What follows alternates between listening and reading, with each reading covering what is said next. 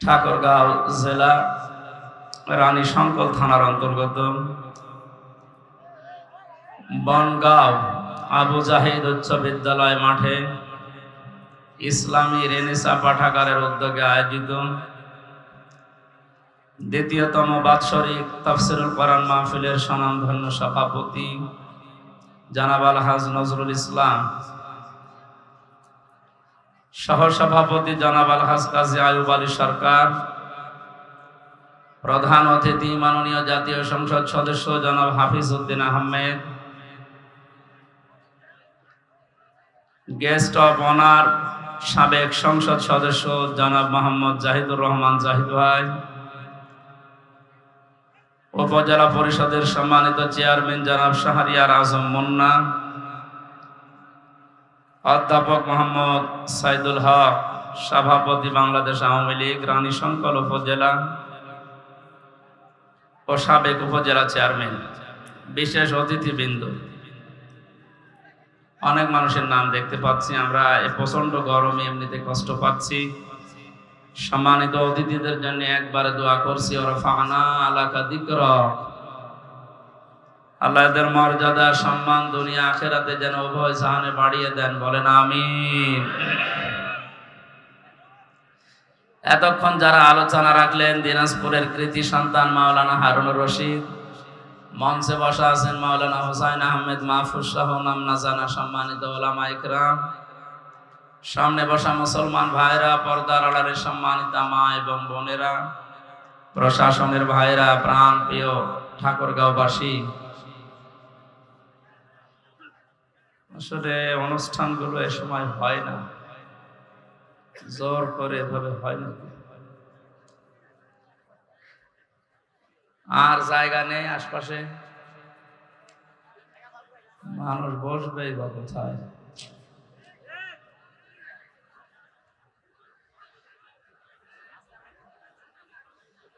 ঠিক আছে ভাইয়া, কথা বন্ধ করেন, কষ্ট হচ্ছে, আমরা তো দেখতে পাচ্ছি, কিছু করার নেই। আরে ফ্যান কোথায় টাঙিয়েছে? ফ্যানের দিকে ঘুরিয়ে দেন। ঠিক আছে, আচ্ছা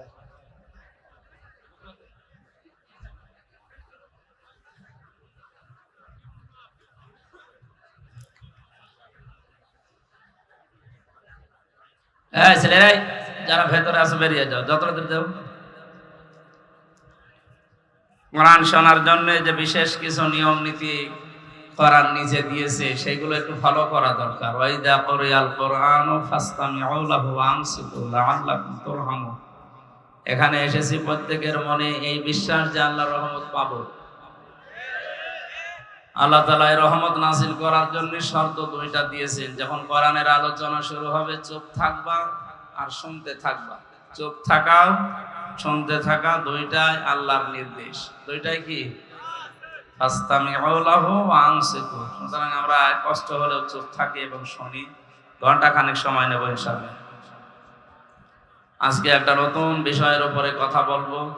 আল্লাহ আমাকে যেন সহজ সরল ভাবে আপনাদের সামনে উপস্থাপন করার তৌফিক ভিক্ষা দেন, বলেন আমিন। শুনতে এসেছি আল্লাহর কোরআন। কার কোরআন? এটা এত অথেন্টিক। আল্লাহ রাব্বুল আলামিন জানিয়েছেন, আলাউ তাকাব্বালা আলাইনা বা'দাল আকাবিল লা খাযনা মিনহু বিল ইয়ামিন সুম্মা লাকাতনা মিনহুল ওয়াতিন ফামা মিনকুম মিন আহাদিন আনহু হাজিজিন। সূরা হাক্কাতের 44, 45, 46, 47 নম্বর আয়াতে আল্লাহ জানিয়েছেন, আমার এই কোরআনের ভেতরে আমি যে কথাগুলো নিজে জানিয়েছি, মুহাম্মদুর রাসূলুল্লাহ যদি নিজের কোনো কথা আমার কোরআনের নামে চালিয়ে দিত যে এইটাও আল্লাহ বলেছেন, আমি কি করতাম জানো? তার ডান হাত আমি আল্লাহ চেপে ধরতাম, কণ্ঠ নালী কেটে ফেলে দিতাম। ঠিক হয়েছে? না ঠিক হয়, কেন শব্দটা উল্টিয়ে গেছে। আল্লাহ পাক জানিয়েছেন, আমি তার ডান হাত চেপে ধরতাম না, আমার ডান হাত দিয়ে আমি আল্লাহ নিজে তাকে চেপে ধরতাম। কোথায় ধরতেন সেটা আল্লাহ জানেন। লা আখাযনা মিনহু বিল ইয়ামিন, আমার হাতের দ্বারা আমি ধরতাম। আল্লাহ ডান হাত দ্বারার কথা জানিয়েছেন এজন্য, কারণ এই হাত দিয়ে কিছু ধরলে মানুষ শক্ত করে ধরে। আমরা যেটা দিয়ে স্বাভাবিক সচরাচর বুঝি ওইটা দিয়ে আল্লাহ উদাহরণ দিয়েছে। আল্লাহ বাম হাতের কথা দিলেন না, ওনার তো বাম হাতও আছে না, নেই? ডান হাত যদি কারো থাকে তার বাম হাত থাকবে না?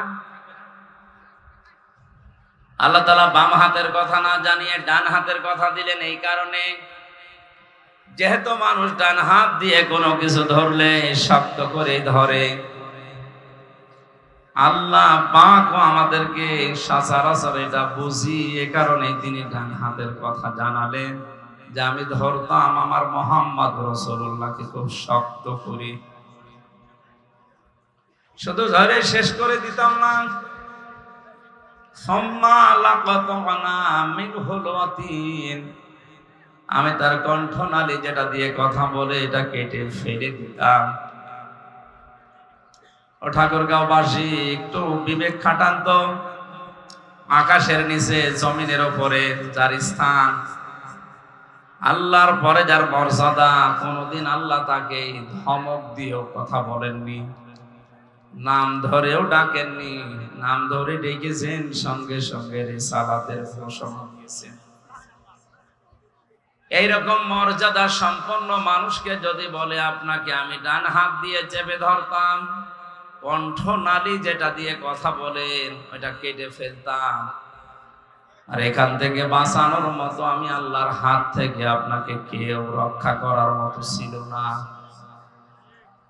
কোরআনে কারিমের এই কথাগুলো শোনার পরেই বিবেকবান মানুষেরা চিন্তাই করতে পারে যে এটা কত অথেন্টিক, এর ভেতরে আল্লাহ বাদে আর কারো কোনো কথা নেই। ধরে বলেন সুবহানাল্লাহ। এই কোরআন শোনার জন্য যারা এই বিশ্বাস নিয়ে বসে আছে যে আমির হামজা এসেছে কোরআন থেকে কথা বলার জন্য তাফসীর আকারে, বাবার কথা দাদার কথা পূর্বপুরুষের কথাও বলবে না, এই বিশ্বাস আছে না আমাদের? আমি ওই বিশ্বাসের মর্যাদা রেখে সামনে কথা বলবো ইনশাআল্লাহ। আল্লাহ আমাকে সহজ ভাবে এই জনসমুদ্রে কোরআনে কারিমের তেলাওয়াত কিন্তু দুইটা আয়াত থেকে কথা বলার তৌফিক যেন দান করেন, আমিন। দরুদ পড়ছি, সালাম পাঠাচ্ছি আমাদের নবী মুহাম্মদ রাসূলুল্লাহ সাল্লাল্লাহু আলাইহি ওয়াসাল্লামের প্রতি, যার আদর্শ পেয়েছি আমরা এই জন্য খুশি। নবী মুহাম্মদ রাসূলুল্লাহ যদি না আসতেন পৃথিবীতে, আমরা হয়তো অন্য কোন নবীর উম্মত হয়ে দুনিয়া থেকে বিদায় নিতাম, কিন্তু এই সম্মান পেতাম না। কিয়ামতে আমরা জান্নাতে যাওয়ার আগে কোন নবীর উম্মত জান্নাতে যেতে পারবে না। এটা কি যেমন তেমন কথা? কোন উম্মত জান্নাতে যাওয়ার আগে অন্য কোন নবীর উম্মতেরা জান্নাতে যেতে পারবে না। ওই উম্মত যে উম্মত ডাল খায় নাকি বাবা খায়? নবীজি ওই উম্মতের কথা বলেছেন, কুল্লু উম্মতি ইয়াদখুলুনাল জান্নাহ, আমার প্রতিটি উম্মত জান্নাতে যাবে, ইল্লা মান আবা, শুধু আবা বাদ দিয়ে। কিলা ইয়া রাসূলুল্লাহ মান আবা, সঙ্গে সঙ্গে সাহাবীরা জিজ্ঞাসা করেছিলেন, হে নবী আবা কি? নবীজি বলেন, আবা অস্বীকারী। এই পৃথিবীতে সত্যকে সত্য জানার পরে যারা মেনে নিতে চায় না, অহংকার করে, অস্বীকার করে, মুখ ফিরিয়ে নেয়, এরা। আর যারা আল্লাহর সৃষ্টি মানুষকে এই প্রতিপন্ন করে তারা। দুইটা শর্ত এখানে, এই শর্তের ভেতরে আবার খ আছে। যারা সত্যকে সত্য জানার পরে মেনে নিতে চায় না, মানুষকে হেই প্রতিপন্ন করে, মানুষকে মর্যাদা দেয় না, দাম দেয় না, কিছুই মনে করে না মানুষকে। দুই নম্বরে দুনিয়ার ময়দানে যারা হিংসা করে, কি করে? আমাদের দেশে তো আর কারো ভেতরে হিংসা নেই। আমরা সবাই এই সত্যটা জানি যে হিংসা করলে পেছনের নেকিগুলো আল্লাহ সব কাটে, আগুন লাগলে যেভাবে ধ্বংস হয় ওইভাবে ধ্বংস হয়ে যায়। পৃথিবীর এই ছোট্ট জীবনের জন্য আমার বিশাল জীবন আখিরাত আমরা নষ্ট করব। আমি সহ যারা আছি আমাদের ভেতর থেকে যেন হিংসা বিদায় নেয়, বলেন আমিন। তাহলে ওই উম্মতের কথা নবীজি জানিয়েছেন, যারা সত্যকে প্রত্যাখ্যান করে না, জানার পরে সত্যের সামনে মাথা নত করে দেয়। সত্যকে সত্য বলে স্বীকার করার কারণে আবু বকর সিদ্দিক হয়েছিলেন। যে 4 প্রকার মানুষকে আল্লাহ পুরস্কৃত করবেন, কোরআনে নাম দিয়েছেন, তার 3 নম্বরে হচ্ছে সিদ্দিক। অমাইয়তিল্লাহ ওয়ার রাসূলা ফাউলাইকা মাআল্লাযীনা আন'আমাল্লাহু আলাইহিম মিনান নাবিয়্যিনা ওয়াস-সিদ্দীকিনা ওয়াশ-শুহাদা'i ওয়াস-সালিহিন ওয়া হাসুনা উলাইকা রাফীকা।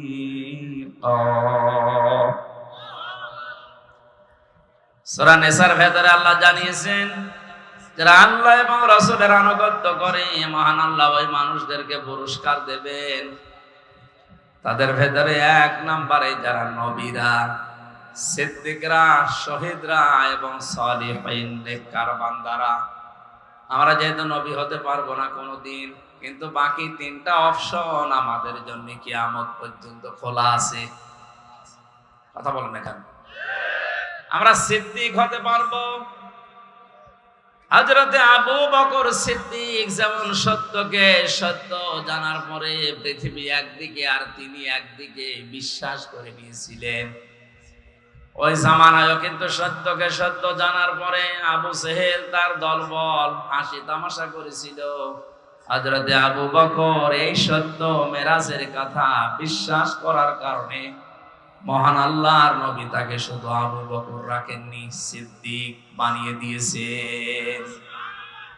কিয়ামত পর্যন্ত কোরআনের মতো হাদিসের মতো অথেন্টিক সত্যকে যারা সত্যিই মেনে নেবে, মহান আল্লাহ কিয়ামতের দিন সিদ্দিক আকবরের সাথে তাদেরকে হাসিল করিয়ে দেবে। আমাদের নামটা যেন সিদ্দিক বলে লিখে নেন, জোরে বলেন আমিন। ঠাকুরগাঁওবাসী, তাহলে ওই উম্মতের জন্য নবীজি গর্ব করেছেন যে উম্মতেরা অস্বীকার করে না, আবা এর ভেতরে যারা নেই। মানুষকে আমরা যেন হেয় প্রতিপন্ন না করি, কোন মানুষকে যেন ছোট এবং দুর্বল মনে না করে অত্যাচার না করি। এই টেন্ডেন্সি যাদের ভেতরে কাজ করছে, আল্লাহ তুমি তাদের পরিবর্তন করে দাও, বলেন আমিন। সে অন্য ধর্মের লোক হলে, যদি পৃথিবীর অন্য কোন ধর্মের অনুসারী হয়, কোন মুসলমান যদি সংখ্যালঘু ওই জাতির উপরে অত্যাচার, জুলুম, নির্যাতন, হেয় প্রতিপন্ন করে তাদের অধিকার নষ্ট করে, নবীজি জানিয়েছেন কিয়ামতের দিন আমি নিজে ওই হিন্দু লোকটার পক্ষ নিয়ে তোর বিরুদ্ধে মামলা দেব, বলেন নাউজুবিল্লাহ। সুতরাং এদেশে যারা আছেন তারা আমাদের জন্য আমানত। দুঃখজনক হলেও সত্য, এই আমানতের ভেতরে কিছু শৃঙ্খল, বিশৃঙ্খল, উল্লুক মার্কা লোক আছে। এরা আজ অনেকেই মুসলমানদের বিরুদ্ধে উল্টা পাল্টা ষড়যন্ত্র করছে। আল্লাহ যেন তাদেরকে বুঝ দেন মানুষ হিসাবে। আরে ভাই, আপনি যাই বলেন না কেন, পৃথিবী উল্টিয়ে গেল, আমরা একই দেশের লোক। সুতরাং ফরিদপুরের এই ঘটনা বিচ্ছিন্ন, এটা যারাই ঘটিয়েছে, আমরা যারা দায়িত্বে আছে প্রশাসনে, আদালতে, বিচার ব্যবস্থার উপরে আমাদের আস্থা আছে। আমরা নিজের হাতে আইন তুলে না নিয়ে বলবো এদেরকে আপনারা শাস্তির আওতায় আনেন, তাহলে বাংলাদেশ এমনিতেই শান্ত হয়ে যাবে। এ পাশের থানাতে আমি জেলখানায় থাকাকালীন শুনেছিলাম এখানে অনেকগুলো হিন্দুদের মন্দির, বাড়ি ঘরে অনেকে আগুন লাগিয়েছে। না, এটা ঠিক হয়। ওয়ালা তাসুবুল্লাযীনা ইয়াদউনা মিন দুনিল্লাহি ফায়াসুবুল্লাহা আদওয়াম বিগাইরি ইলম। কোরআনে কারিমে আল্লাহ জানিয়েছেন, হে নবী, ওরা যদি আমি আল্লাহকে বাদ দিয়ে অন্য কাউকে ডাকে, ওদের দেব দেবতাকে ডাকে, আর আপনি যদি ওদের গালি দেন, ওরা না বুঝে শেষে আমি আল্লাহকে গালি দিয়ে ফেলবে। এই জন্য এটা করা জায়েজ নেই। ওদের বাড়ি ঘর মন্দির উপাসনালয় ভেঙে দেওয়া গড়িয়ে দেওয়া তো হারাম, এমনকি ওদের দেবতাকে গালি দেওয়াও জায়েজ নেই। যে মুসলমান জাতির জন্য অন্য ধর্মের দেবতাকে গালি দেওয়া জায়েজ নেই, সেই মুসলমানের জন্য ওদের বাড়ি ঘর ভাঙা কোন ক্রমে জায়েজ হয়। সুতরাং আমরা বিশ্বাস করি এবং এই কথা বলি, হিন্দুদের বাড়ি ঘরে যারা আগুন লাগিয়েছে এরা কোনো মুসলমান না। খোঁজ নিয়ে দেখবেন হয়তো নিজেরাই কাজ করতে পারে। সূক্ষ্মভাবে যারা দাঙ্গা লাগানোর চেষ্টায় আছেন এদেশে, আমরা মুসলমান হিন্দু যাই বলেন, যত জাতি এদেশে আছি, আমরা এখন সব ভ্রাতৃত্বের বন্ধনে একেবারে আপন আপন হয়ে থাকছি। এটাকে ধ্বংস করার জন্য সূক্ষ্মভাবে যারা ষড়যন্ত্র করছেন, আপনারা থামেন।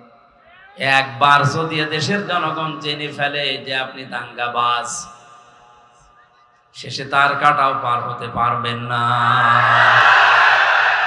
আল্লাহ আমাদেরকে বুঝ দেন। আমি আজকের আমার তেলাওয়াত কিন্তু আয়াত আপনার শুনে অনেকে বুঝেছেন, এটা জান্নাত সংক্রান্ত বিষয়ে আলোচনা হবে। আজ কয়েকদিন আগে কথা বলেছিলাম জাহান্নামের বিষয় নিয়ে।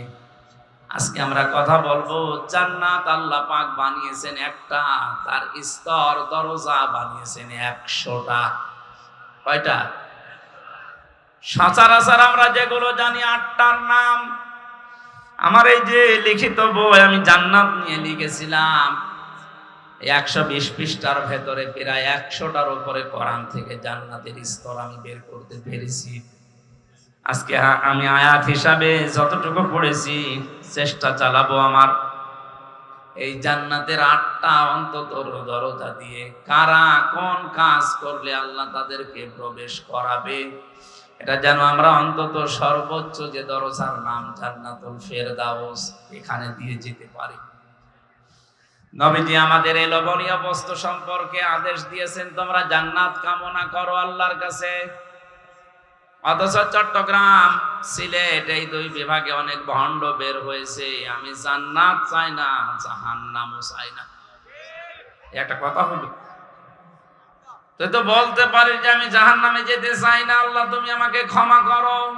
রব্বানা আতিনা ফিদ দুনিয়া হাসানা ওয়া ফিল আখিরাতি হাসানা ওয়া কিনা আযাবান নার। দুনিয়ায় কল্যাণ দাও, আখিরাতে শান্তি দিও, জাহান্নাম থেকে আমাদেরকে বাঁচাও। একথা কোরআন দিয়ে বললেও বলা যায় যে জাহান্নাম থেকে বাঁচাও, আমি জাহান্নামে যেতে চাই না। কোন বিবেকে আপনি এটা বলেন যে আমি জান্নাত চাই না? অথচ নবীজি আমাদের শিখিয়েছেন তোমরা জান্নাত কামনা করো, আর জান্নাত চাইলে তোমরা বলো আল্লাহ জান্নাতুল ফেরদাউসের দরজাটা দিও। এ কথার সাথে যাদের বাস্তবের জীবনের কথাবার্তার আর মিল নেই, ওরা বিভ্রান্তিতে আছে। এক কথা বলে না কেন? এটা আজকে এদের দ্বারা শুধু এই ঠাকুরগাঁও থাকছে না, এটা লাইভ চলছে, এখনই চট্টগ্রাম সিলেটে পৌঁছে গেছে। সুতরাং আপনারা বিভ্রান্তিতে যারা আছেন ফিরে আসেন। জান্নাত কামনা করা এটা আল্লাহর নবী শিখিয়েছেন, তাও শেষে জান্নাত না, জান্নাতুল ফেরদাউসের এই স্থান। আল্লাহ আমাদেরকে স্তরে যাওয়ার মতো যে যোগ্যতাগুলো দরকার, আজকে কোরআন থেকে হাদিস থেকে বাস্তবতার সাথে মিলিয়ে দেখব আমাদের জীবনে আসলে এই ফেরদাউস দিয়ে প্রবেশ করার যোগ্যতা হয়েছে কিনা। এখানে যদি আজকের সভাপতি আলহাজ কি জানো নাম, নজরুল সাহেবকে বলা হয় যে জান্নাত কয়টা বলেন তো, বলবে 8টা। কয়টা দেখলেন? অথচ জান্নাত আল্লাহ পাক বানিয়েছেন একটা, তার দরজা বানিয়েছেন, স্তর বানিয়েছেন 100টার উপরে। আমরা বেশিরভাগ মানুষ জানি 8টা। আসেন তো একটা একটা করে 100টা পর্যন্ত যেতে যত সময় লাগে থাকবেন তো? এত সময় থাকা সম্ভব না, কারণ এ বলতে অনেক সময় লাগে। হ্যাঁ বলে 2 আঙ্গুলি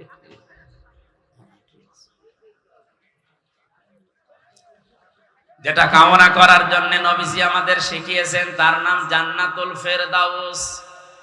আল্লাহ এর দরজা এমন সুন্দর ভাবে বানিয়েছেন, এর বর্ণনা এখানে আজকে পড়লাম কোরআনে কারিমে। সূরা কাহাফ 107 এবং 8 নম্বর আয়াত আল্লাহ জানিয়েছেন, ইন্নাল্লাযীনা আমানু ওয়া আমিলুস সলিহাত কানাত লাহুম জান্নাতুল ফিরদাউসি নুজুলা। বলেন আল্লাহু আকবার। খুব মনোযোগ দিয়ে শুনবেন। মনে করছেন এই আয়াত তো সে জন্মের পর থেকে শুনছি না, গতানুগতিক কথা আমি বলছি না, এখান থেকে গুরুত্বপূর্ণ কিছু শিক্ষা আমি বের করব বাস্তবের সাথে মিলিয়ে। এটা হয়তো আমার বিরুদ্ধেও যেতে পারে, আমিও পরিবর্তন হব। কথা বলেন। আমাদের যার গায়ে লাগবে তাকেই পরিবর্তন হওয়া লাগবে। কারণ বয়ান এখন আর হামজা করছে না, বয়ান করছে সরাসরি আল্লাহ নিজে। আমার মুখ দিয়ে শুধু অ্যাডভার্টাইজ হচ্ছে। আল্লাহ পাক জানিয়েছেন, আইযুকুম লাআল্লাকুম তাযাক্কারুন। ওয়াজ তো করি আমি আল্লাহ, ওয়াজ কে করে? হামজা ওয়াজ করছে, ওয়াজ সরাসরি আল্লাহর, আমি শুধু অ্যাডভার্টাইজ করে শোনাচ্ছি। এজন্য মনে করবেন আল্লাহ নিজে এখানে ওয়াজ করছেন, আর আমার মুখ দিয়ে শুধু অ্যাডভার্টাইজ হচ্ছে। আল্লাহর কথা শুনতে হলে যেরকম মন মানসিকতা লাগে, যেরকম কান লাগে, যেরকম স্থিরতা লাগে, ঠিক ওইভাবে করে একটু সময় নিয়ে বসেন। ঘন্টাখানেক বসা যাবে না। কষ্ট হচ্ছে আমি তো দেখতে পাচ্ছি। যে ইবাদতে কষ্ট বেশি, ওই ইবাদতে সওয়াব বেশি। আর আমাদেরকে আল্লাহ দুনিয়াতে যেহেতু ইবাদতের জন্যই বানিয়েছেন, লাকাদ খালাকনাল ইনসানা ফি কাবাদ, অবশ্যই আমি মানুষকে বানিয়েছি কষ্টের পরে কষ্ট সহ্য করি।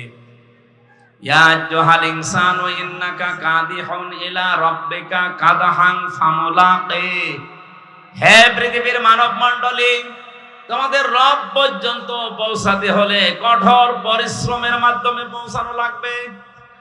আজকের এই ঠাকুরগাঁওয়ের মানুষগুলো আল্লাহ পর্যন্ত পৌঁছাতে পারবে বিশ্বাস করছি এই কষ্ট দেখে। যারা কষ্ট করে বসে আছেন, আপনি বিশ্বাস করতে পারেন আপনার সওয়াব ডবল হচ্ছে। মনে করছেন সওয়াব যখন ডবল হচ্ছে একটু মারামারি করি, পরিবেশ আবার নষ্ট করলে যে আমলে সওয়াব বেশি, ওইটা নষ্ট হলে গুনাহ হবে ডবল। এদিকে হিসাব করে একটু কষ্ট সহ্য করেন। সূরা কাহাফ নামকরণ, ঐতিহাসিক প্রেক্ষাপট, শানে নজুলের যে বিষয়গুলো সব বলতে গেলে গরমে আমিও পারছি না, সব বাদ দিয়ে একবারে আমরা তাফসিরে চলে যাই। আল্লাহ বলেন, ইন্নাল্লাযীনা, নিশ্চয় যে বা যারা, আমানু ঈমান এনেছে, ওয়া আমিলুস সলিহাত, পৃথিবীতে যারা ভালো ভালো কাজের আঞ্জাম দিয়েছে। এবার আসেন তো আয়াতের দুইটা বিষয় নিয়ে যতক্ষণ পারি আমরা চেষ্টা করি তাফসীর করা। আল্লাহ জানিয়েছেন যারা ঈমান এনেছে না ঈমান পেয়েছে? বলেন বলেন। ঠাকুরগাঁর মুসলমানেরা আপনারা ঈমান এনেছেন না ঈমান পেয়েছেন? হ্যাঁ, পেয়েছে। আল্লাহ তো ঈমান পেয়েছে কথা কোরআনে দেয়নি যে যারা ঈমান পেয়েছে, তাহলে আমাদেরকে ঈমান আনতে হবে। আমরা তো বাপ দাদা মা এদের কাছ থেকে শুধু ঈমান পেয়েছি, আর অনেকে শুনে শুনে না, ঈমান পাওয়া জিনিস না, ঈমান আনা জিনিস।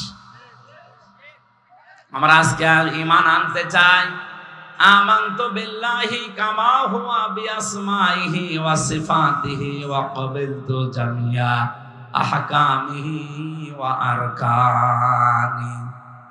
সে মাক্তবে পড়িয়েছে এই বাক্যগুলো।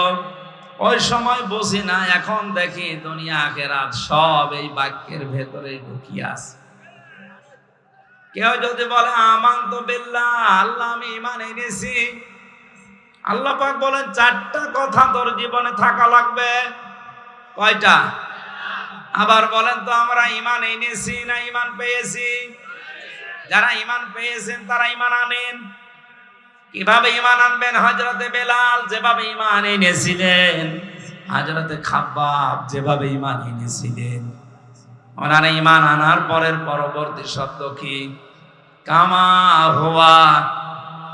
ওই আল্লাহর প্রতি আমি ঈমান এনেছি, যিনি যার অস্তিত্ব আমি স্বীকার করলাম, দুনিয়া একজন আছে, আল্লাহ একজন আছে না নেই? এই কথা বিশ্বাস আমরা করি, আল্লাহ একজন আছে। কিয়ামতে এই জবাবটা আমরা তুলে ধরতে পারবো। ময়দানে মাহশার এরকম কোটি কোটি মানুষেরা যখন থাকবে, এর ভেতরে যারা দুনিয়ায় এই কথা স্বীকার করেছিল কামা হুয়া, যে আল্লাহ একজন আছে, এই কথার দ্বারাই কোটি কোটি মানুষকে আল্লাহ জান্নাতে দিয়ে দেবে। আল্লাহ আজকের এই হাতগুলো যেন ওই ময়দানে আল্লাহ এভাবে তোলার তৌফিক দেয়। আরো জোরে বলেন আমিন। কেউ যদি বলে আল্লাহ তোমার অস্তিত্ব আমি স্বীকার করি, আল্লাহ বলেন দ্বিতীয় নম্বরে বিয়াসমাইহি, আমার যে নাম আছে এইটাও তোরে মানা লাগবে। আল্লাহর নাম কয়টা? 5000। আমরা তো 99টা শুধু কায়দার পেছনে এইটা জানি। তাফসীরে খাজানের ভেতরে আল্লাহর নাম আমি পেয়েছি একটা, দুইটা, 99টা না, 5000। কত? হয়তো আমরা সবগুলো জানি না, তাই যে কয়টা জানেন ওই কয়টা নামের উপরে এবং ওই নামের যে অর্থে, এই অর্থের উপরে আপনাকে বিশ্বাস করা লাগবে। কোন মানুষ যদি বলে আল্লাহ তোমার নাম রাজ্জাক, রিজিকের মালিক শুধুমাত্র তুমি আর কেউ না, এ কথাটা প্র্যাকটিক্যাল লাইফে মিলানো অত সহজ না। এটা মিলাতে গেলে অনেকের চাকরির উপরে ভরসা শেষ, ক্ষেত খামারের উপরে ভরসা শেষ, ব্যবসা বাণিজ্যের উপরে ভরসা শেষ। এটা দৃঢ়ভাবে সাহাবীদের মতো তার ভেতরে বিশ্বাস আসবে এই রিস্কের একমাত্র মালিককে। ওমা মিন দাব্বাতিন ফিল আরদি ইল্লা আলাল্লাহি রিজকুহা। আল্লাহ পাক বলেন জমিনে এমন কোন বিচরণশীল জীব নেই যার রিজকের দায়িত্ব আমি আল্লাহ নিজের হাতে নেইনি। বর্ণনা যদিও দুর্বল, আমি শিক্ষার জন্য বলছি। হযরতে সুলাইমান নবী আলাইহিস সালাম একবার আল্লাহকে বলেছিলেন, আল্লাহ তুমি রাজ্জাক, রিজকের একচ্ছত্র মালিকানা তোমার। ইন্নাল্লাহা হুয়ার রাজ্জাকুল কুওয়াতিল মাতিন। রিজকের মালিক তুমি, এটা আমি বিশ্বাস করি মনে প্রাণে। তুমি যে সবাইকে রিজিক দাও এটাও আমি বিশ্বাস করি। আমি তোমার কাছে একটা আরজি পেশ করি, তোমার যত সৃষ্টি আছে আমি একটা দিন খাওয়াতে চাই। আমাকে যে বিশাল সাম্রাজ্য দিয়েছো, বিশাল ক্ষমতা দিয়েছো, এটার উপরে ভর করে আমি এ দায়িত্ব নিতে চাই। আল্লাহ পাক তিনবার তাকে বলেছিলেন না, এটা সম্ভব না। নাছড় বান্দা হয়ে যখন বললেন আমি চাই, আল্লাহ পাক বলেন একদিনের দরকার নেই, মাত্র এক বেলার খাবারের দায়িত্ব তোমারে দিলাম, যাও দেখি কেমন পারো। 6টা মাসের কথা আছে তাফসীরের ভেতরে। আমি আবার বলছি, বর্ণনাটা যদিও দুর্বল, আমি উদ্বুদ্ধ করার জন্য বলছি। শিক্ষাটা কি এখানে? 6টা মাস একাধারে খাবার রান্না হয়েছে। আল্লাহর পক্ষ থেকে নির্দেশ দিল যে কোনো খাবার রান্না করা হবে, কোনো খাবার যেন নষ্ট হয়ে না যায়। বিশাল খাবারের স্তূপ তৈরি করে রেখে দিয়েছে। 6 মাস পরে হযরতে সুলাইমান ডাক দিয়ে বলে, রব্বুল আলামিন তোমার সৃষ্টি জগৎকে তুমি পাঠিয়ে দাও। সমুদ্রের এক বিশাল হাঙর তিমি মাছ ডাক দিয়ে বলে, মালিক আজকে ক্ষুধা লেগেছে, সকালে তো খাবার দিলে না। আল্লাহ জবাব দিয়েছে, মান নবী সুলাইমান তোমাদের দাওয়াত দিয়েছে, যাও। দরবারে এসে বলছে আমার খাবার কোথায়? হযরত সুলাইমান মাছের ভাষাও বুঝতেন, পাখির ভাষাও বুঝতেন, জিনদের ভাষাও বুঝতেন। তিনি বললেন, বিশাল খাবারের স্তূপ তৈরি করা আছে, ওখান থেকে খেয়ে চলে যাও।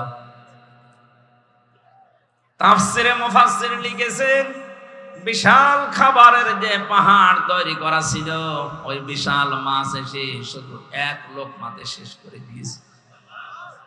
দরবারে সুলাইমানকে বলে, নবী সুলাইমান, আমার এক লোকমা খাবার হয়েছে, বাকি আর কই? বলে, কেন? বিশাল পাহাড় আছে, বাকি লোকমা ওখান থেকে খেয়ে চলে যাও।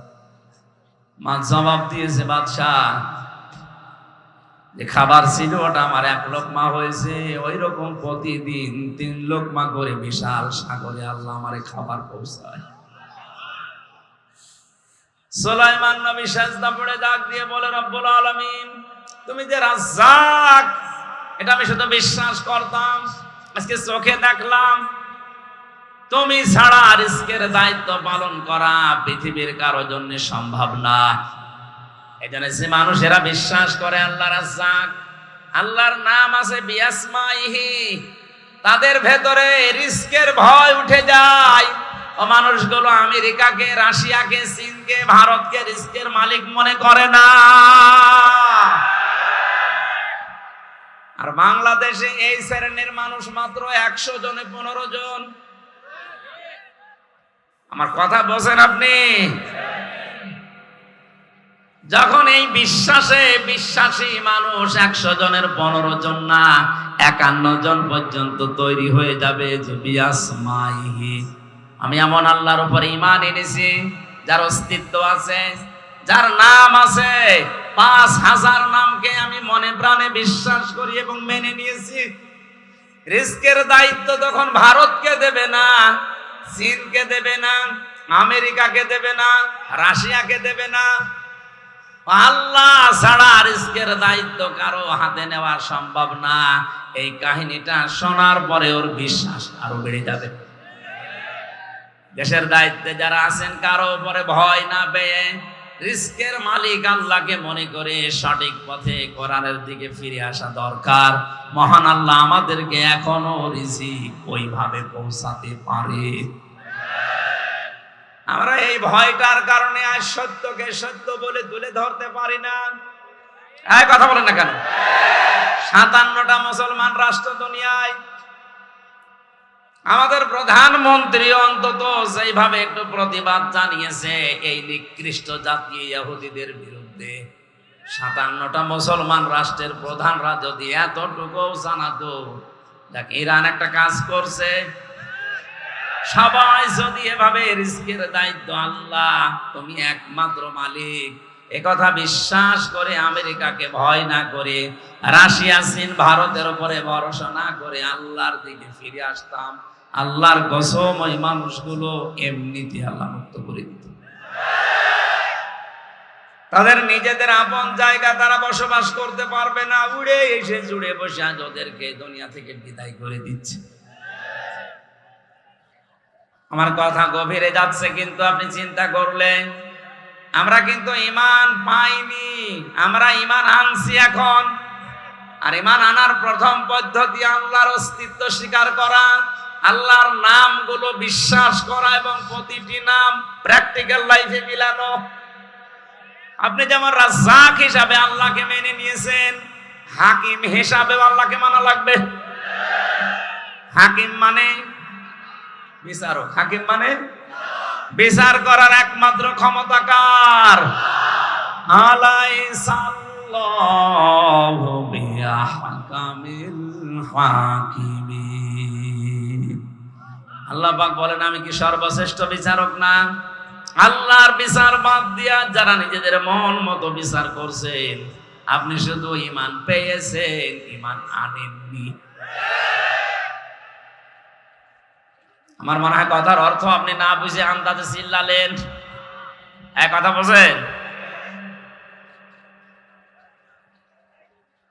বিআসমাইর ভেতরে যে 5000 নাম আছে, যেহেতু এসএম এর বহু বচন আসমা, আজ আমরা 96% মুসলমান এই দেশে বাস করছে।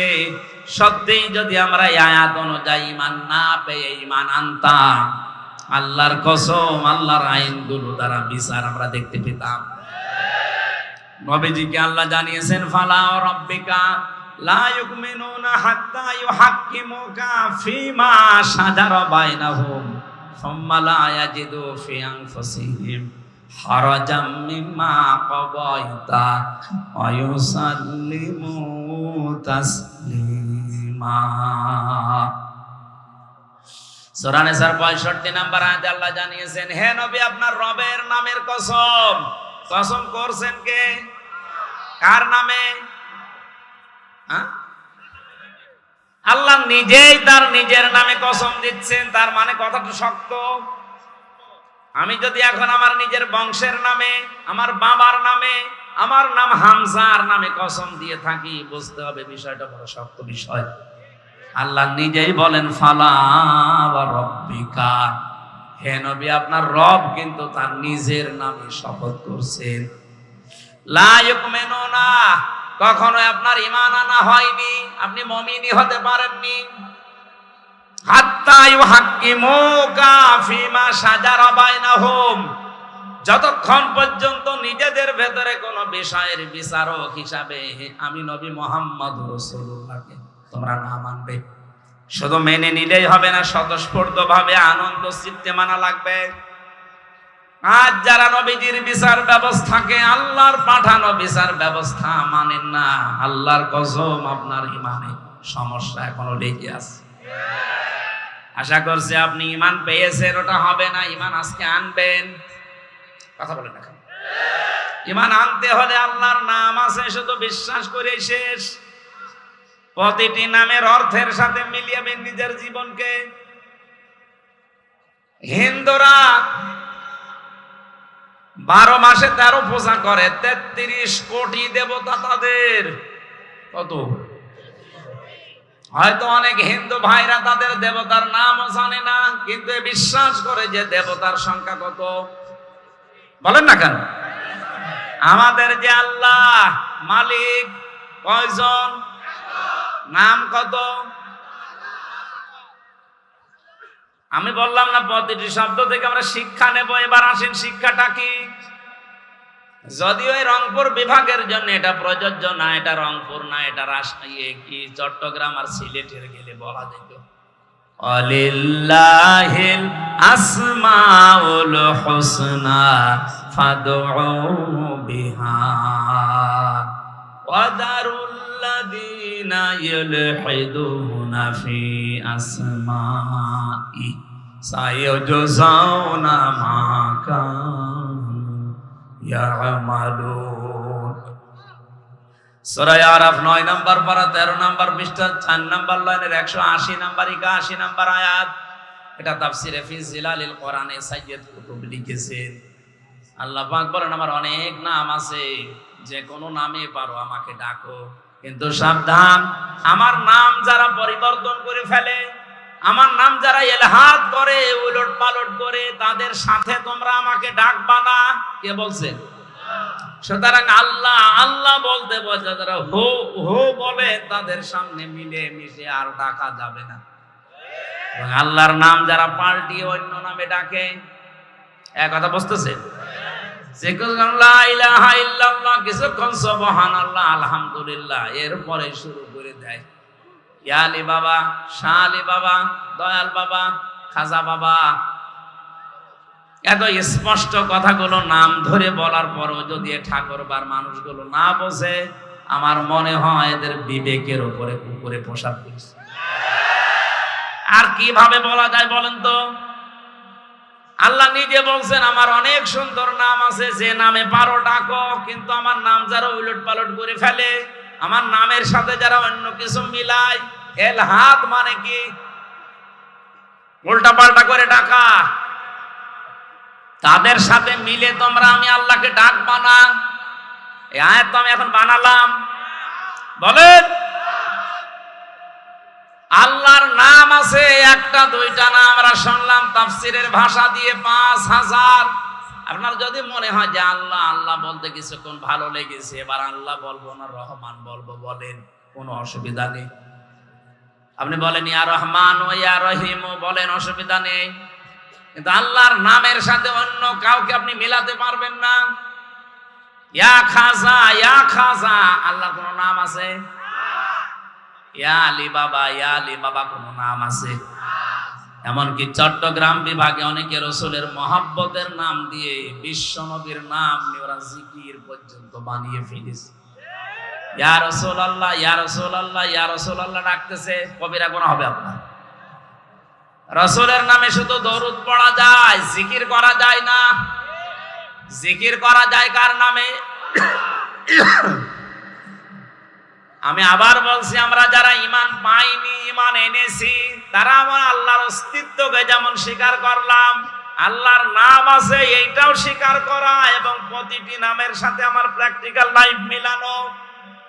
আমি তো রাজ্জাক হিসাবে আল্লাহকে মেনে নিয়েছি, হাকিম হিসাবে আল্লাহকে মেনে নিয়েছি, রব হিসাবেও আমাকে আল্লাহকে মানা লাগবে। 3 নম্বরে কি বলেছিলেন? অসিফাতিহি, আমি এমন আল্লাহর উপরে ঈমান এনেছি যার শুধু গুণাগুণ নেই, এই গুণের কার্যকারিতা আছে। হিন্দু ভাইদের দেবতাদের নাম আছে, কিন্তু নামের কার্যকারিতা কিয়ামতের আগে আপনি দেখাতে পারবেন না। এখন যদি বলেন আমার ধর্মকে আপনি ছোট করছেন না, আপনি বাস্তবে মিলান। আমি যতটুকু বাস্তবে দেখেছি, এদিকে তাকান, মোনাজাতের পরে বসুন বসুন ভাই, পরে পরে পরে বসেন বসেন, বসিয়ে দিতে পারেন না, পরে পরে। কে ছাতা বলছিলাম আমি নিজেই ভুলে যাচ্ছি, গরমে আমার সব উলট পালট হয়ে গেছে, আর ওরা একবারে শুরু করেছে। মোনাজাতের পরে ওই যে কি ভেঙে পড়ে গেল না, ওইটা 10 মিনিট সময় দেওয়া হবে, দেখে বাড়ি যাবেন নাকি? ভাই, একটা বাঁশ ভেঙে পড়ে যাচ্ছে, এইটা দেখার জন্য যদি আপনি কোরআনের আলোচনা বাদ দিয়ে ওইদিকে তাকাতে পারে, আমার তো মনে হয় এখন যদি এমনি পরিমণি হাইটে যেত, আপনি আমারে বাদ দিয়ে ওইদিকে ছুটেছেন। বলছে ঠিক।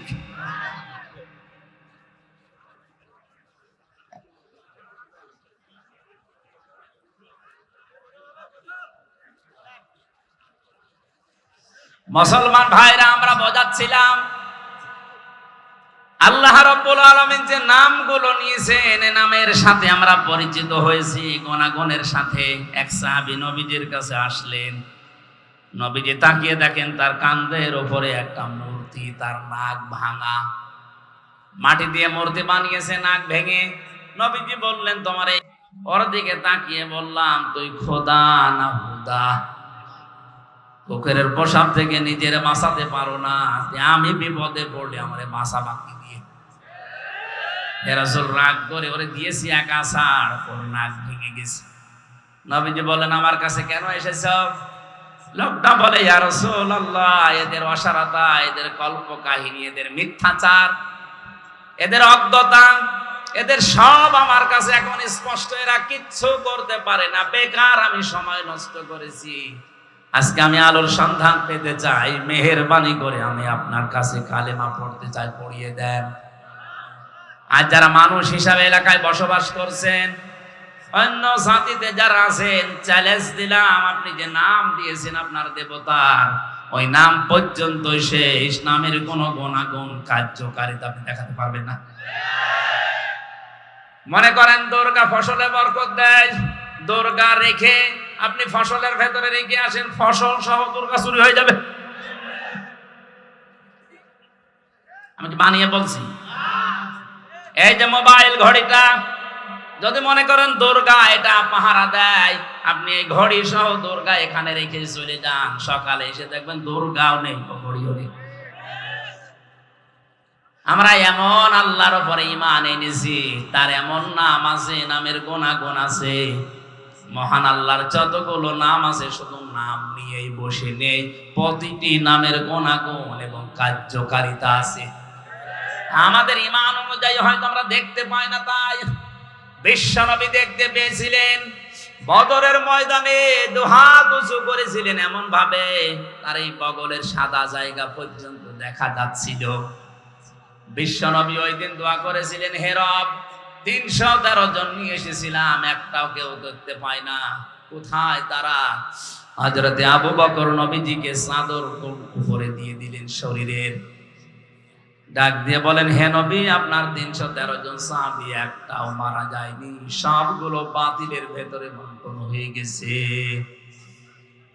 সঙ্গে সঙ্গে জিবরাইল আলাইহিস সালাম বিশ্ব নবী মুহাম্মদ রাসূলুল্লাহর কানের কাছে মুখটা নিয়ে এসে একটা আয়াত শোনালেন, সূরা আনফালের 9 নম্বর আয়াতটা, ইযে তাসতাগীসুনা রাব্বাকুম ফাস্তাজাবা লাকুম আন্নী মুমিদ্দুকুম বিআলফিম মিনাল মালাইকাতি মুরদিফিন।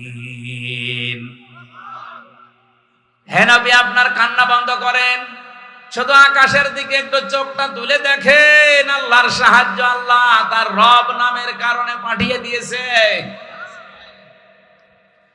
তিনি তাকালেন ওই দিকে, তাকানোর পরেই দেখলেন ফেরেশতারা নামতেছে, সকলের হাতে মোটা মোটা ডান্ডা, বাই সিরিয়াল মুরদিফিন, মানে একটার পরে একটা।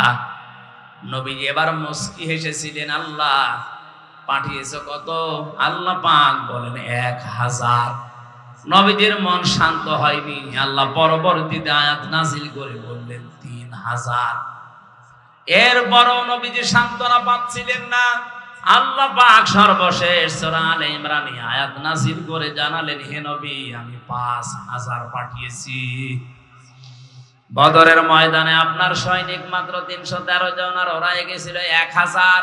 আপনাকে আমি 1000ই দিয়েছিলাম, আপনার মনে আমি সুখ শান্তি স্বস্তি পাইনি, এই জন্য সর্বশেষ আপনাকে 3 থেকে 5000 ফেরেশতা সব সজ্জিত অবস্থায় একটার পরে একটা আমি আল্লাহ নামিয়ে দিলাম। ফেরেশতা যে নাজিল হয়েছিল তার বাস্তব প্রমাণ নবীজির কাফের ছিল ওই সময় এক চাচা হযরত আব্বাস। তিনি মুসলমান হওয়ার পরে এসে বলেছিলেন, ভাতিজা তুমি তো জানো আমি তোমার চাচা কেমন শক্তিশালী, কেমন শৌখিন, সোনার বোতাম আমি ব্যবহার করতাম, ময়দানে তোমার যে সৈনিকগুলো আমি তো সবগুলো চিনি, নতুন নতুন কিছু সৈনিক আমি দেখলাম যাদেরকে এর আগে কোনোদিন তোমার আশপাশে আমি ঘুরতে দেখিনি। নবীজি মিসকি হাসলেন, ডাক দিয়ে বলে, চাচা কার কথা বলেন? বলে ওই যে ময়দানে আমি যখন যুদ্ধে লিপ্ত ছিলাম তাকে দেখলাম পেছন দিক থেকে কে জানো এসে আমার ঘাড় ধরে কেড়ে ফেলেছে। নবীজি বললেন, কি দেখলে? কাকে দেখলে চাচা? হঠাৎ করে বিশ্ব নবী মুহাম্মদুর রাসূলুল্লাহর কাছে জিবরাইল এসে একটা হাসি দিয়ে চলে গেছে। জিবরাইলের এই চিহ্নটা দেখার পরে নবীজির চাচা আব্বাস বলেছিলেন, ভাতিজা এই যে কিছুক্ষণ আগে একটা সৈনিক দেখলাম, কোথায় গেল? এখন আর তো দেখতে পাই না। নবীজি বলেন, চাচা কাকে দেখলেন? ওটা সাধারণ সৈনিক না, ওটা আল্লাহর ফেরেশতা জিবরাইল। নিজে কমান্ডার হয়ে আজকে এই বদরের ময়দানে নাজিল হয়েছে, তার পেছনে আল্লাহ পাঠিয়েছে 5000 ফেরেশতা। যে সমস্ত কাফেররা মরে পড়েছিল, বিশ্ব নবী বদরের ময়দানে কোন দিনের জন্যও তিনি আগ্নেয় অস্ত্র ব্যবহার করেন নাই, অথচ যে সমস্ত কাফেরেরা মরা পড়েছিল, যে ওদেরকে কাছে যে দেখলেন অধিকাংশ গুলোর শরীর পুড়িয়ে গেছে। তার মানে ফেরেশতারা যে মোটা মোটা ডান্ডা নিয়ে নেমেছিল, ওটা ডান্ডা শুধু না, ওটা জাহান্নামের পোড়ানো রড ছিল, যার শরীরে লাগিয়েছে ওখানেই ও শেষ। নবীজির বিশ্বাস ছিল আল্লাহর উপরে, তার নামের উপরে, কার্যকারিতার উপরে। আল্লাহ বিশ্বাস অনুযায়ী পাঠিয়েছিলেন ফেরেশতা। আমাদের ওই পর্যায়ে যায় না, এজন্য ফেরেশতাও আসে না, আমরা দেখতেও পাই না। কিন্তু আমরা বিশ্বাস করি বদরের ময়দানে যে ফেরেশতা এসেছিল, শুধু বদরের জন্য না, এই যে তাসতাগীসুনা এটা মুসারে, বর্তমান ভবিষ্যৎ, প্রেজেন্ট ফিউচার, কিয়ামত পর্যন্ত আজটা থাকবে। আমরা যদি আল্লাহর উপরে ঈমান আনতে পারি, সত্যি যদি তার অস্তিত্ব আমরা মেনে নিয়ে তার নামগুলো বিশ্বাস করে, কার্যকারিতা কিয়ামত পর্যন্ত আছে, এটা যদি সত্যি আমরা দেখাতে পারি, মহান আল্লাহ এখনো ফেরেশতা নাযিল করে সাহায্য করতে পারে। আল্লাহ আমাদেরকে কোরআনে কারিমের আয়াতের বাস্তব কিছু যেন দুনিয়ায় দেখান, বলেন আমিন। বিশেষ করে আজকে ফিলিস্তিনের মুসলমানদের জন্য এটা বেশি জরুরি হয়ে পড়েছে। আর ছোট ছোট বাচ্চারা ওই মরুভূমির পাথরের উপরে লিখতেছে, আল্লাহকে চিঠি দিচ্ছে, আল্লাহ ওয়াজআলনি মিল্লাদুনকা ওয়ালিয়্যা ওয়াজআলনি মিল্লাদুনকা নাসীরা। হে আল্লাহ, আর পারা যায় না, সহ্যের বাইরে চলে গেছে। মা নেই, বাবা নেই, বড় ভাই নেই, বড় বোন নেই, সবাইকে ওরা মেরে ফেলেছে। আমি 2 বছর, 2.5 বছর, 3 বছরের বাচ্চা কি বুঝি? দুনিয়ায় কেউ যখন এগিয়ে আসে না, আমি তোমার কাছে চিঠি লিখলাম, মহান আল্লাহ তোমার পক্ষ থেকে তুমি আমাদের জন্য সাহায্যকারী পাঠাও। এই জন্যই মনে হয় আল্লাহ ইরানের মনটা একটু নরম করে দিয়েছে। বিশ্বের 57টা মুসলমানদের মন যদি এরকম একটু নরম আল্লাহ করে দিত, অন্তত এখনো যেভাবে সাহায্য করছে অনেকেই, প্রত্যেকটা মুসলিম রাষ্ট্র যদি ইমানের দাবি পূরণ করার জন্য সবাই কাশ্মীরের পাশে দাঁড়াতো, আমরা আজাদ কাশ্মীর পৃথিবীতে দেখতে পেতাম। মরণের আগে যেন এটা দেখতে পায় যে আজাদ হয়ে গেছে কাশ্মীর। বলেন আল্লাহ পাক যেন এটা দেখে মরার তৌফিক দেন, বলেন আমিন। আমরা যদি আজাদ না হতাম, আমরা যদি মুক্ত হতে না পারতাম, কত কিছু আমরা আজ নিজেদের মন মতো করতে পারতাম না। আপনি টের পাচ্ছেন, ওরাও আজ মুক্ত হতে পারে না, আজাদ হতে পারে না, এই জন্য অনেক কিছু মন মতো করতে পারছে না। মানুষকে আল্লাহ বানিয়েছে এই মুক্ত জীবন দিয়ে। এটা পাখি না যে খাঁচার ভেতরে ভরে রাখবেন। হাত পা ডানা কাটা পাখির মতো শুধু ছটফট করছে। বিশ্বের মানচিত্রে আজ একটা পতাকা দেখতে চাই, যেটাই লেখা থাকবে ইলাহা ইল্লাল্লাহ মুহাম্মাদুর রাসূলুল্লাহ। ঈমান যারা এনেছে এ কথা বলবে, তারা আল্লাহর শুধু নাম বিশ্বাস করবে না, ওয়াসিফাতিহি ওয়া ক্বাবিলতু জামিয়া আহকামিহি ওয়া আরকানি, আল্লাহর যত হুকুম আহকাম আছে আমি সব কবুল করে নিলাম, মেনে নিলাম। আল্লাহর যত আরকান আছে, রকনের বহু বচন আরকান, যত খুঁটি আল্লাহ নাজিল করেছে এই পৃথিবীতে, আল্লাহর খুঁটি হচ্ছে 500। কয়টা?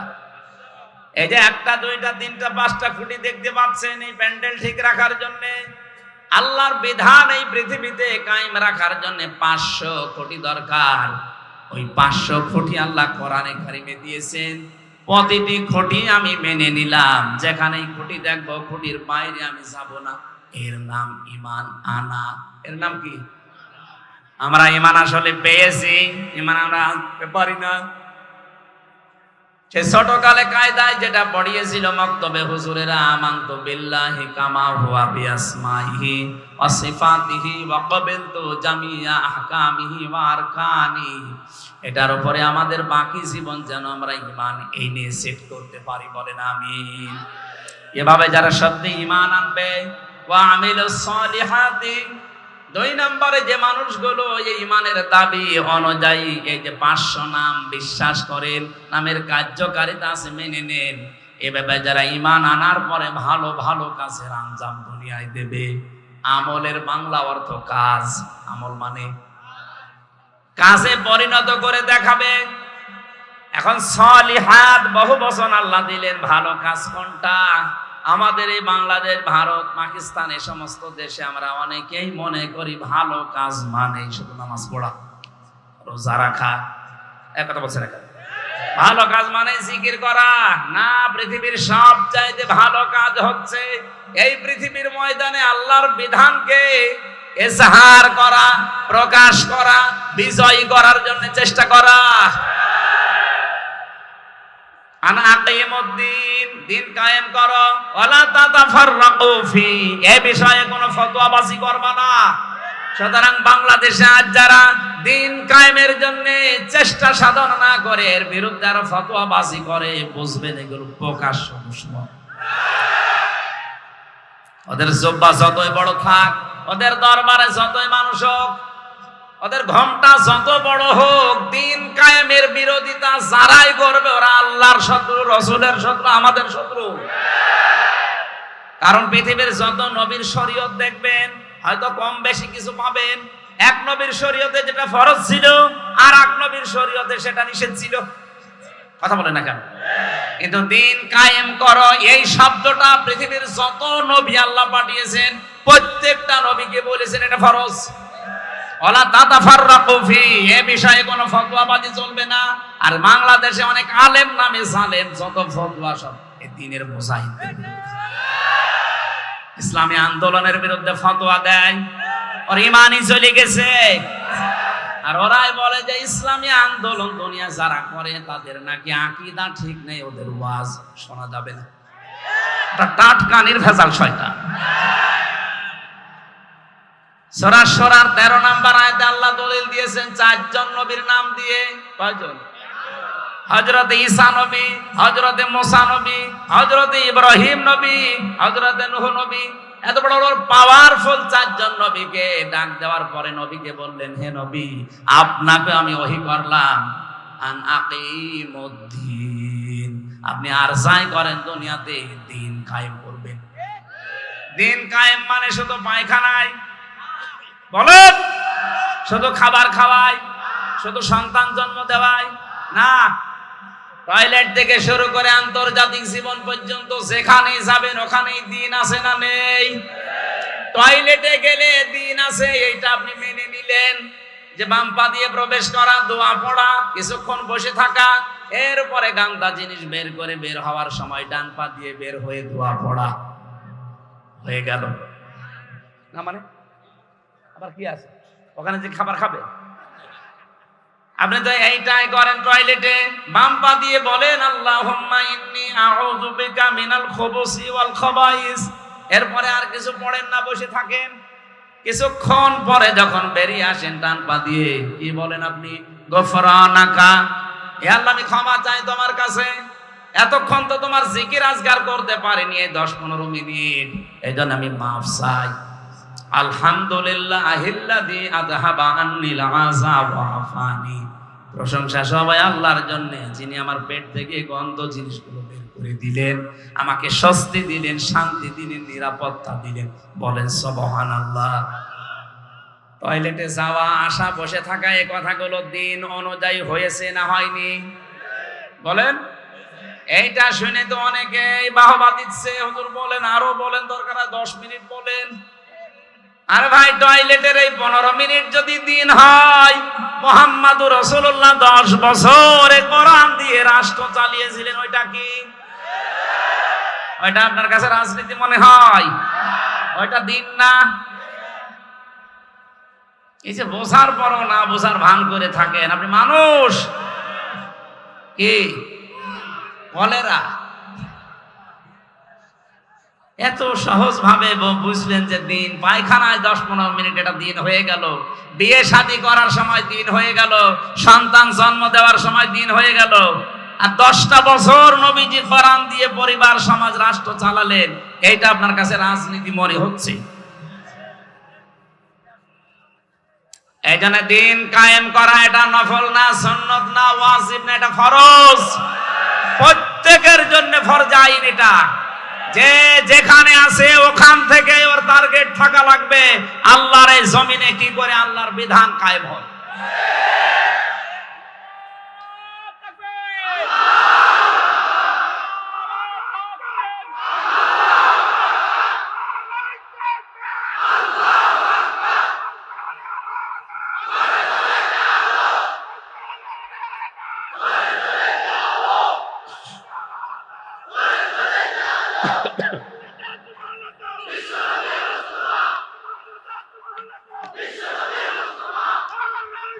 আলহামদুলিল্লাহ ভাই।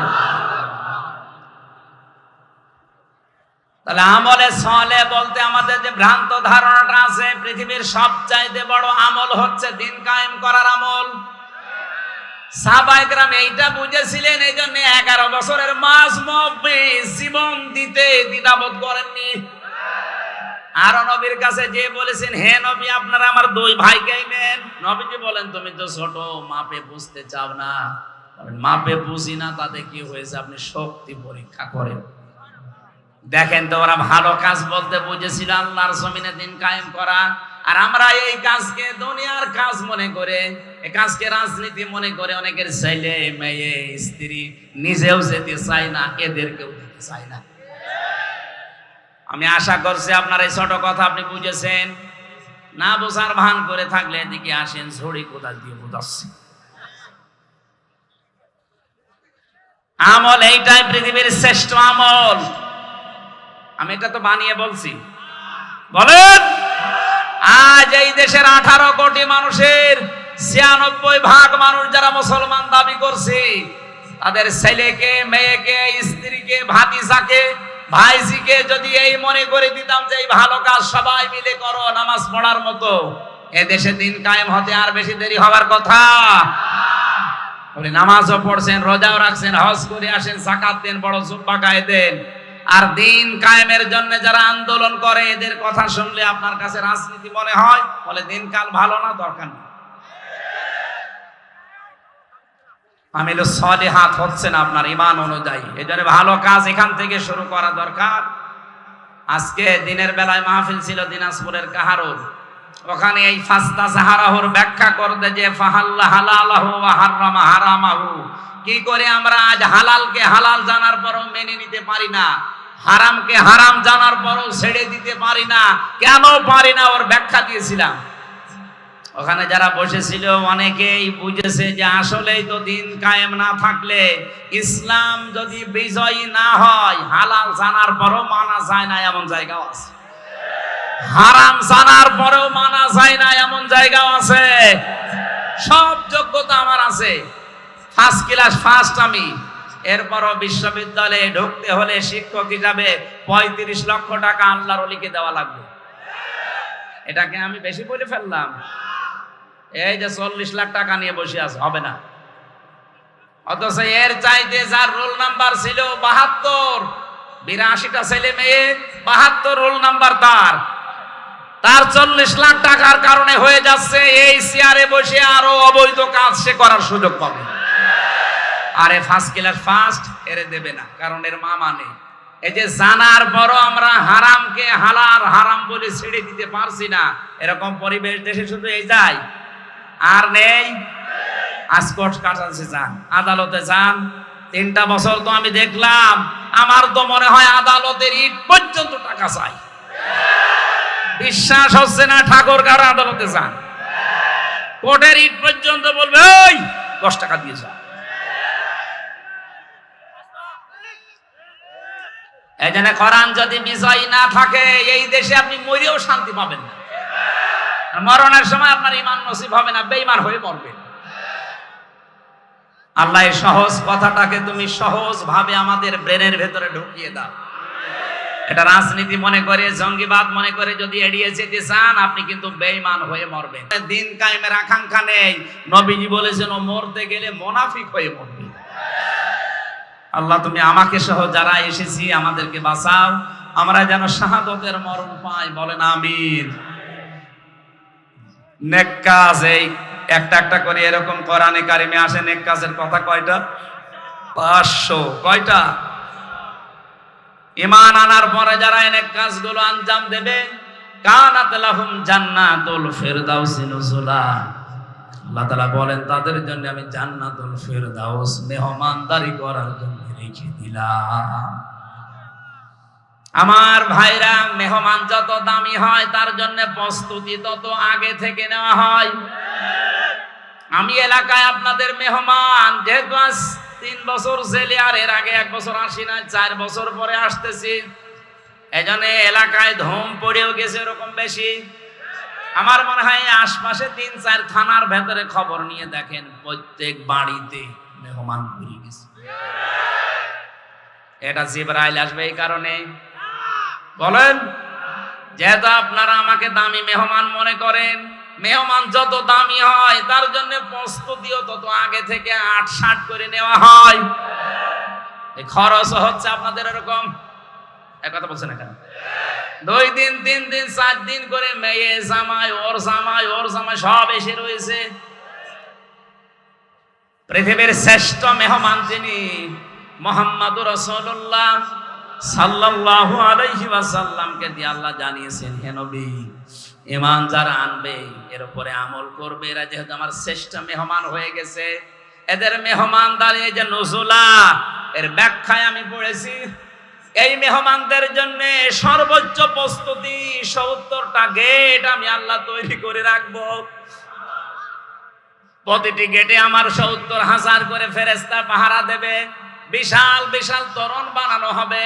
ওয়াসিকাল্লাযীনা তাকাউ রাব্বাহুম ইলাল জান্নাতি যুমারা।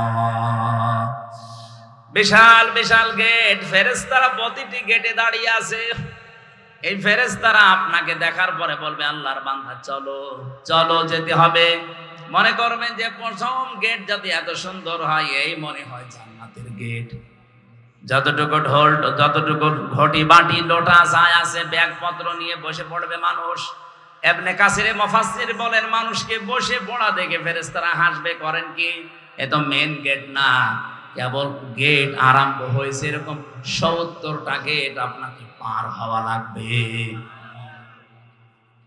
সালামুন আলাইকুম তিবতুম ফাদখুলুহা খালিদিন। শান্তি সম্ভাষণ সালাম দিতে দিতে আপনাকে নিয়ে যাবে ফেরেশতারা। আল্লাহ আমাদের কপালে যেন এটা রাখেন, বলেন আমিন।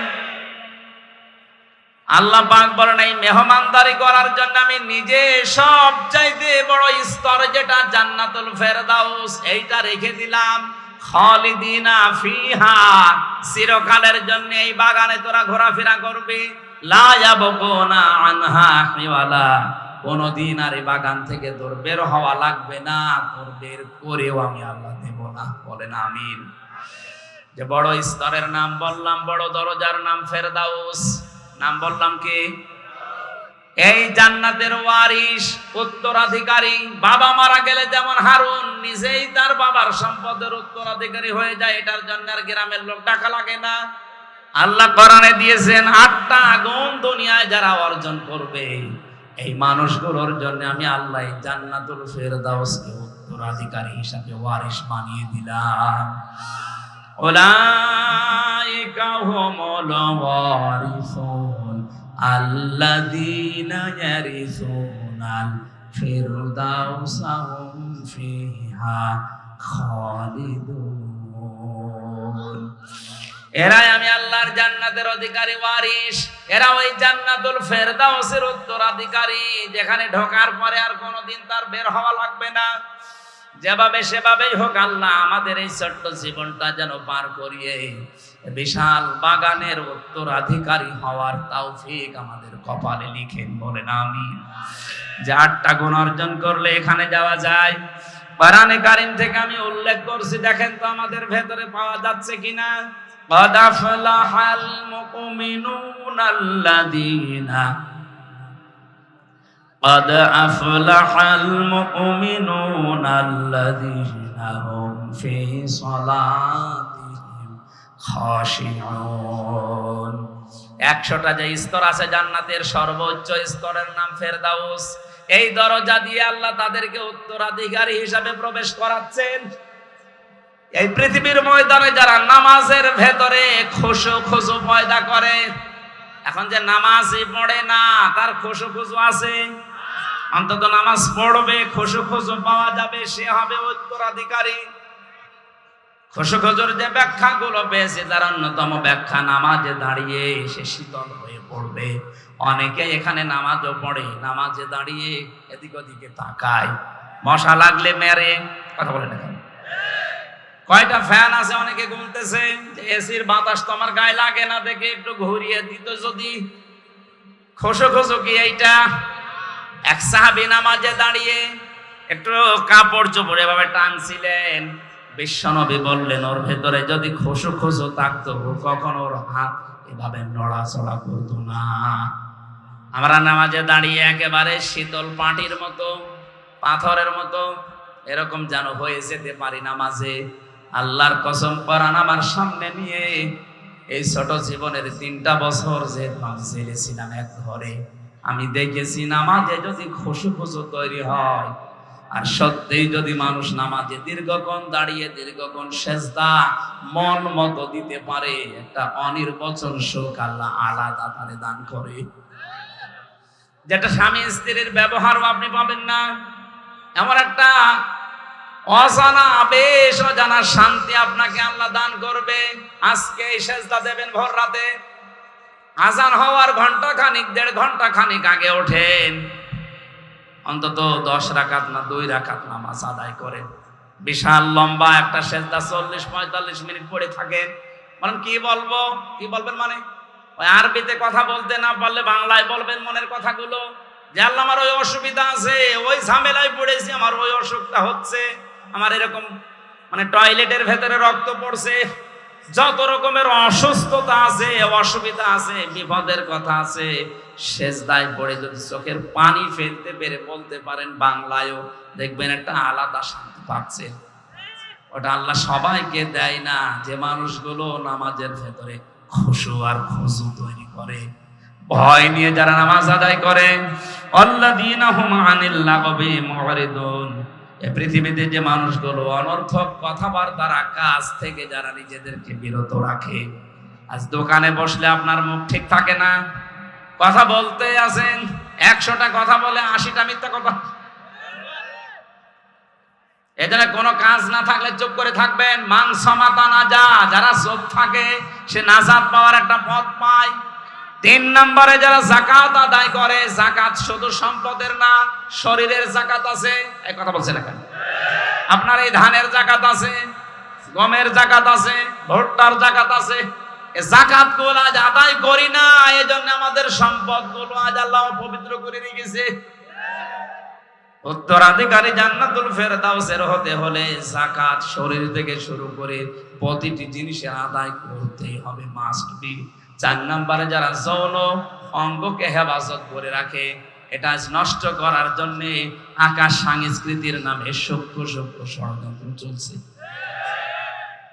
যেভাবে আরম্ভ হয়েছে মোবাইল আর ইন্টারনেট দিয়ে, আমার তো যতটুকু বাস্তবতা, এই 3 বছর জেল থেকে বেরিয়ে দেখছি, এভাবে যেহেতু 10 বছর চলতে থাকে, আগামী 10 বছর পরে চরিত্রবান কোন যুবতী যুবক এদেশে আর পাবেন না। বিয়ের আগে সব নষ্ট হয়ে যাবে। এখনো সাবধান, আমি সহ যারা আছি, ছোট বাচ্চা থেকে শুরু করে অন্তত ও কান্নাকাটি করে করুক, ও যদি কিনতে মরে যায় যাক, তারপরও ওদের হাতে অ্যান্ড্রয়েড মোবাইল গুলো দেওয়া যাবে না। এইটা দেওয়া আর ওর হাতে বোমা দেওয়া সমান। আজকে এইটা ওইটা টিপতে টিপতে এমন জায়গায় যাবে আপনি কল্পনাও করতে পারেন না ওর চরিত্র কখন ধ্বংস হয়ে গেছে। যদি এটা কঠিন কাজ, অনেক অনেক মা বোনেরা মনে করে বাচ্চাকে মোবাইলের এই খেলাধুলা উল্টা পাল্টা জিনিস না দিলেও খাবার খেতে চায় না, না খাক, ওর মেধা কিন্তু নষ্ট হয়ে যাচ্ছে। 4 নম্বরে যে মানুষগুলো আমানতের খেয়ানত করে না, আজ কয়েকদিন পরে নির্বাচন, এই যে ভোট দেবেন যারা, এটা কিন্তু আমানত। এখন মনে করেন আমার দলের লোক তো দাঁড়ায়নি, আমি দেব না। না, যারাই দাঁড়িয়েছে মনে করেন 8-9 জন 10 জন, এর ভেতরে যোগ্যতা সম্পন্ন যেই লোকটা, যার দ্বারা ইসলামের কাজ হবে, মানবতার কাজ হবে বলে আপনার মনে হয়, এইরকম মানুষকে আপনার রায়টা, এই আমানতটা দিয়ে দেবেন। জান্নাতুল ফেরদাউসের উত্তরাধিকারী হওয়ার জন্য এগুলোটা দরকার। এরপরে আমি পেয়েছি, অঙ্গীকার পূর্ণ করতে হবে। ওয়াদা যদি কারো সাথে দেয়, আজ এখানে আমি আসার আগে যারা যারা ওয়াদা দিয়েছে যে বাড়িতে বাড়িতে টিউবওয়েল বসিয়ে দেব, বিশাল গরুর গাড়ির চাকার মতো জিলাপি কিনে দেব, কত রকমের ওয়াদা কত মানুষ করে, অথচ ওয়াদাকে কিছু মনে করে না, পাশ করার পরে সব ওয়াদা ভুলে যায়। ওনার জন্য জান্নাতুল ফেরদাউস হারাম হয়ে যাবে।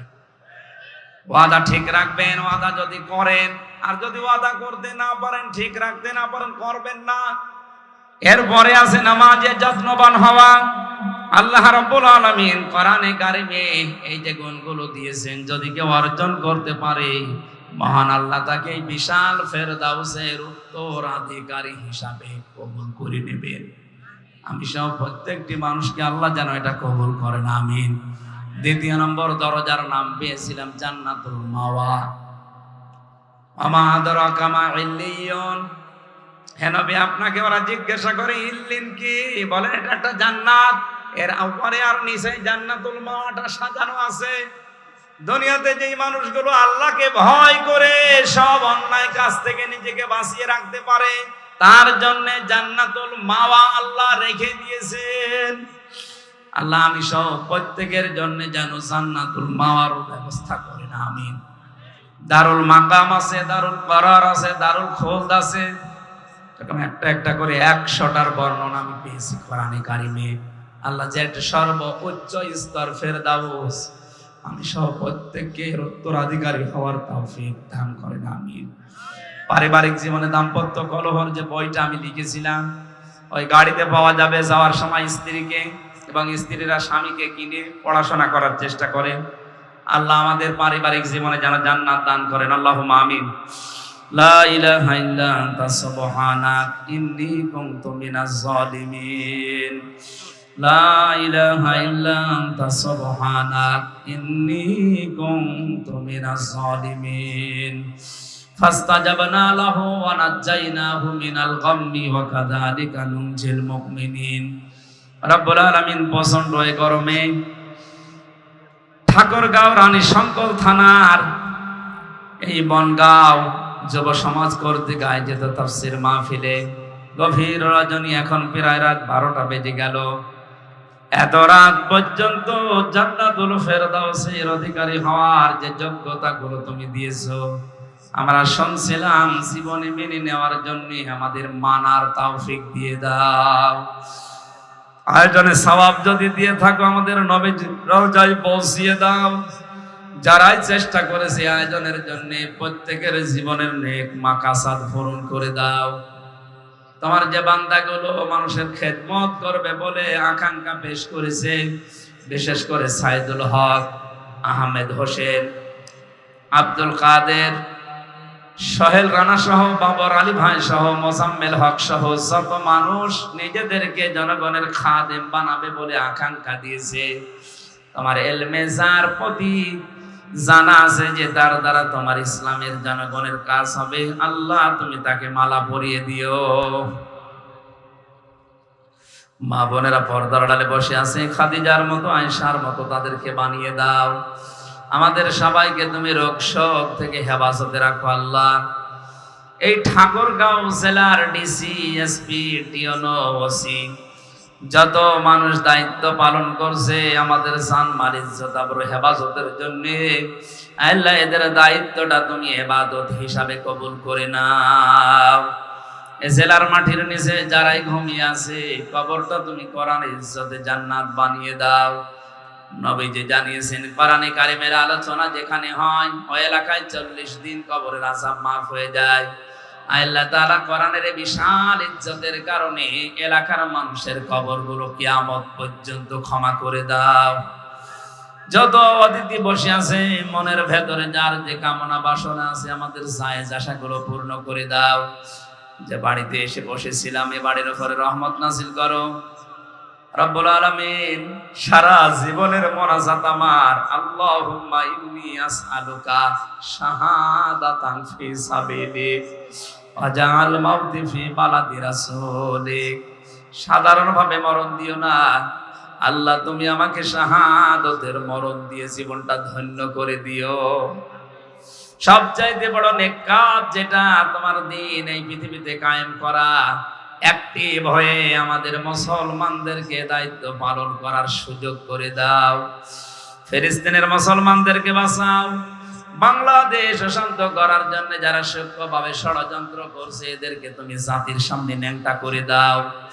এ দেশটাকে তুমি শান্তি, স্বস্তি, নিরাপত্তা দিয়ে ভরে রাখো আল্লাহ। বারাকাল্লাহু লানা ওয়া লাকুম ফিল কোরআনিল আযীম। যখনই মরণ আসবে আমরা যেন এই মুখ দিয়ে বলতে পারি, লা ইলাহা ইল্লাল্লাহু মুহাম্মাদুর রাসূলুল্লাহ।